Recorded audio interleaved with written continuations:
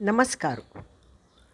आमगेल्या भारतीय संस्कृतीचो पायो म्हळ्यार फावंडेशन मुलाधार म्हळ्यार आमगेलो सनातन धर्म. तो आजकालच्या चेडवांक कळना. अरे तांगेलो आवस बापसूंकच कळना तरी चेडवांक कशें कळचें आनी मुखावेल पिडीक तरी नाच ना. म्हणूची आज हो व्हिडिओ पळोवचें अगत्य आसा. तरी चला हो भट मामू अत्यंत महत्वाचे फॅक्ट सांगतस, ऐकूया.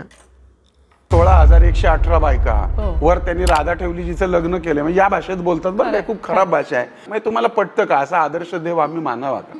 पण मुळामध्ये आम्हाला कृष्ण समजला नाही, आम्हाला गणपती समजला नाही, आम्हाला विष्णू समजला नाही, आम्हाला त्याचे अवतारच समजले नाही. तर 16,118 बायका म्हणजे काय हो? आता तुम्ही मेडिकल फील्डमध्ये आहात, आयुर्वेदामध्ये ज्या नाड्या आहेत त्या तेवढ्या सांगितल्या गेल्या आणि त्यातून एक रक्ताची धारा धारा धारा धारा राधा वाहते आणि त्या धारेला तो कृष्ण आकृष्ट होतो. कृष्ण म्हणजे हृदय आणि 16,118 म्हणजे नाड्या, राधा म्हणजे रक्ताची धारा. तो कृष्ण तुमच्यात पण आहे, तो कृष्ण माझ्यात पण आहे. मला सांगा, युगे 28 विटेवरी उभा करकटावरी ठेवून या. मग तो युगे 28 तो पलंगावर का उभा नाही, तो खुर्चीवर का उभा नाही, तो विटेवरच का उभा? कारण त्याच्यातनं हेच सांगितलंय की तुमच्या प्रत्येक घराच्या विटेवरती हा पांडुरंग उभा आहे.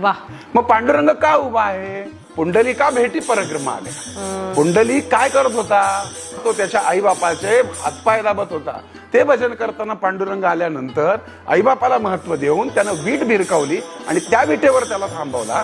जोपर्यंत तुमच्या या भारत देशामध्ये किंवा जगामध्ये आईबापांची सेवा घडेल तोपर्यंत तो पांडुरंग त्या विटेवरच उभा राहील. आणि म्हणून तुमच्या घरात जर तुमच्या आई वडिलांची सेवा झाली तर तुमच्या घरातल्या प्रत्येक विटेवर पांडुरंग उभा आहे. त्यासाठी तुम्हाला पंढरपूरला जायचीच गरज नाही.